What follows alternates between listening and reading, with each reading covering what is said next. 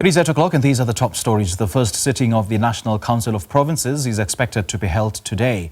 The Chief Justice will swear in and administer the prescribed affirmation to members of the NCOP and thereafter preside over the election of the chairperson of the NCOP. For more on this, let's cross to SABC News reporter Bulelani Phillip at the Cape Town International Convention Centre. Very good morning to you, Bulelani. Thank you so much for joining us. What do you expect to happen today? Well, good morning to you and to the viewers at home. Of course, at the moment, it's still a bit quiet. It's just the police who are doing the sweep and ensuring that the safety and security issues are sorted out, just like they did yesterday. Of course, today, what we do expect is that it's going to be the first sitting of the National Council of Provinces. Of course, that is the second house of Parliament. And that house consists of about 100 members, 90 members, and also another 10 members from the South African Local Government Association. But today, the members who will be taking the oath of office is going to be the 54 permanent delegates to the National Council of Provinces. I'm going to bring into the conversation now Adv Modibedi Phindela, who is the secretary to the NCOP.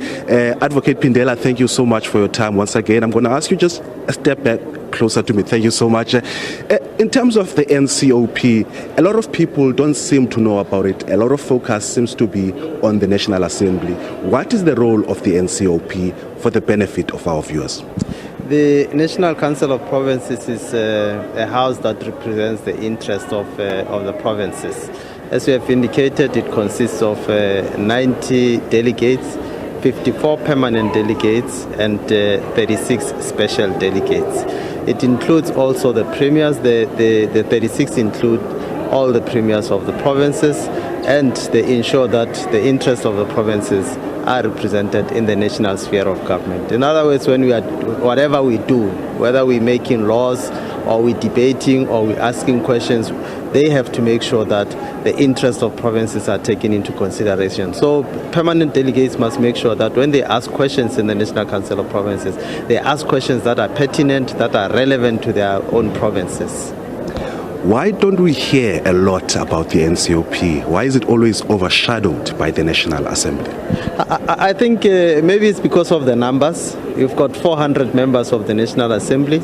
You have 54 permanent delegates, 36 special delegates. Then you have the representatives of organized local government. So maybe it's because of the numbers, and maybe the National Assembly is also easy to understand, because in the National Assembly, when it comes to committees, for instance, we find that each department has a committee that is overseeing it. But in the National Council of Provinces, you have a cluster of committees overseeing different departments. So maybe people are just go for the easiest, go for the simplest. Whereas the National Council of Provinces is also important for the purposes of considering all matters that are before Parliament.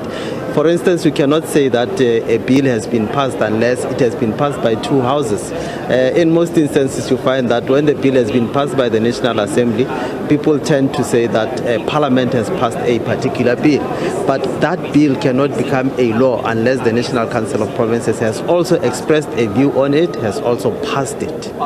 Now, we come from an unprecedented election result where some of the provinces are hung, as well as the provincial legislatures have been sitting. The allocation of delegates, it must be a complicated issue, particularly now that some of the provinces are hung. How is that going to be unfolding? Well, the National Council of Provinces permanent delegates depend on the strength of a party in the provincial legislature, or it depends on the strength of a province or of a party in the province. So if a party wins the province, obviously that party is going to have more delegates in the National Council of Provinces. A party that has less numbers will of course have less numbers in the National Council, or less representation in the National Council of Provinces.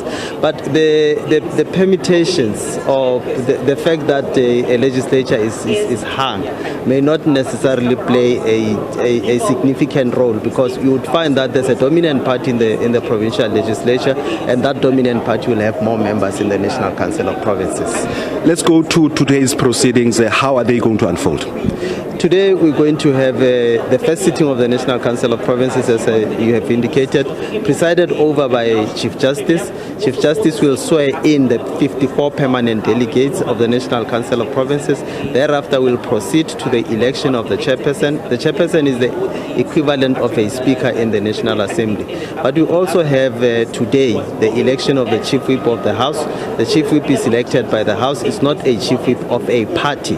It's the chief whip of all members of the National Council of Provinces, and that is why the chief whip is elected by the House. Unlike in the National Assembly, where you have chief whips of parties, you have the chief whip of the majority party, for instance, you have the chief whip official of the official opposition, and chief whips of other parties. So in the National Council of Provinces, we have one chief whip who is elected by the House. That chief whip is assisted by the provincial whips. The provincial whips will be those who are now leading the provincial delegations, who are elected or who are nominated by the provincial legislatures. All right, thank you very much. All the best for today. Advocate Modibedi Phindela, who is the secretary to the National Council of Provinces. Of course, yesterday a 16-hour day, but today we hope that it's going to be much more less hours to get through to the proceedings of electing the presiding officers of the NCOP. For now, it's back to you in studio.